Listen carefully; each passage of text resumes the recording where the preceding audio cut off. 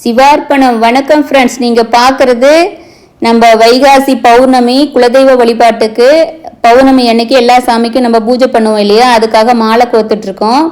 நம்ம பெரிய நெல்லிக்காய் மாலை, மகாலட்சுமியோட ரூபம், மகாலட்சுமி கடாச்சம், நம்ம நெல்லிக்காய் மாலை, வாட்டர் ஆப்பிள் ரெண்டும் மாலை கோத்து சாமிக்கு போய் நம்ம போட போகிறோம். அந்த நெல்லிக்காவை நம்ம எப்படி ப்ரிப்பேர் பண்ணணும்னா, நெல்லிக்காய் மரத்துலேருந்து பொறிக்கும் போது ஒரு அடிப்படாத எடுக்கணும். நெகக்கீரல், நகம் கூட கீரல் பற்றக்கூடாது. நெகக்கீரல் பட்டுச்சுன்னா தண்ணி அதில் பட்டுச்சுன்னா அடுத்த நாளே அழுவி போயிடும், ரெட்டாப்பு செவந்து போயிடும். அதனால ஆகாது சாமிக்கு. அதனால ஒரு விண்ணம் படாத அடிப்படாத நெல்லிக்காவா பார்த்து சாமிக்கு மாலை கோக்கணும். எத்தனை எண்ணிக்கைனா 18, 27 அது மாதிரி அந்த ஒத்தப்படை வர்றதில் நீங்கள் கோக்கணும். சரிங்களா ஃப்ரெண்ட்ஸ்? அது மாதிரி நெல்லிக்காய் கோத்து சாமிக்கு எடுத்து வச்சுட்டு எத்தனை சாமிக்கு நீங்கள் போடணும்னு நினைக்கிறீங்களோ அது மாதிரி கோத்து வச்சிடணும்.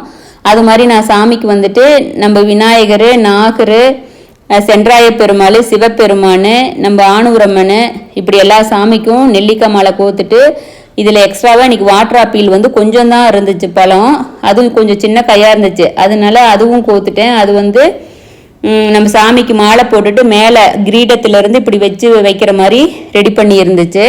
அது இல்லாத அப்புறம் சனிக்கிழமைக்கு ஐயப்பனுக்கு மாலை, அப்புறம் நம்ம காளியம்மனுக்கும் மாலை கோத்து அடுத்த நாள் போட்ட மீதி நெல்லிக்காயை வச்சிருந்து நம்ம நெல்லிக்காய் மாலை கோத்துட்டு நம்ம குலதெய்வம் போயிட்டு சாமிக்கு விநாயகருக்கு, நாகருக்குலாம் அபிஷேகம் பண்ணி அலங்காரம் பண்ணி மாலை போட்டுட்டு அப்புறம் குலதெய்வத்துக்குள்ளே போயிட்டு விளக்கு பூஜை பண்ணிட்டு நம்ம ஆணவரம்மனுக்கு அபிஷேகத்துக்கெல்லாம் எடுத்து கொடுத்து பாலபிஷேகம் மற்ற எல்லா அபிஷேகமும் பலாபிஷேகத்திலிருந்து பலவிதமான அபிஷேகங்கள் முடிஞ்சு தீபாதனை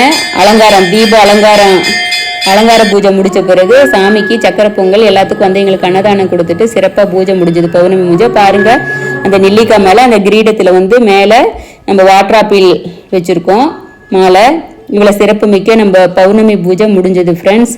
இதை சிறப்பாக நீங்கள் குலதெய்வ வழிபாடு பண்ணிங்கன்னா, ஆனால் இன்னைக்கு பண்ணினதையும் நல்லது நடக்கணும்னு நினைக்கக்கூடாது. உங்கள் கர்மா தீரணும், உங்கள் குடும்பம் நல்லா இருக்கணும், குடும்பம் வாழையாக வரணும்னா குலதெய்வ காலை போய் பிடிச்சிக்குங்க. குலதெய்வ வழிபாடு பண்ணுங்க, தெய்வத்தோட அனுகிரகம் கிடைக்கும். உலகத்தில் எந்த மொழி இருந்தாலும் நம்ம முன்னோர்கள் அந்த குலதெய்வத்தில் இருப்பாங்க. அதனால முன்னோர்கள் வழிபாடும் அங்கே நம்ம போனீங்கன்னா உங்களையே அறியாமல் நீங்கள் முன்னோர்களுக்கும் பூஜை பண்ணுறதா அர்த்தம். அதனால நீங்கள் குலதெய்வ வழிபாடு பண்ணி சிறப்பாக இருக்கணும். நம்ம குலதெய்வம் ஆணுரம்மனை உங்களுக்கு அலங்கார பூஜையை காமிச்சிருக்கேன், அபிஷேகத்தை காமிச்சிருக்கேன் பாருங்கள் ஃப்ரெண்ட்ஸ். அதுபோல் நீங்களும் உங்கள் குலதெய்வத்தில் போய் அலங்கார அபிஷேக பூஜையை பண்ணுங்கள். எந்த நாளுக்கும் மற்ற எதனாலும் விட்டு கொடுங்க. ஆனால் குலதெய்வ பூஜையை மட்டும் எந்த காரணத்துக்காக நிறுத்தாதீங்க, தொடர்ச்சியாக கன்டினியூ பண்ணுங்கள்.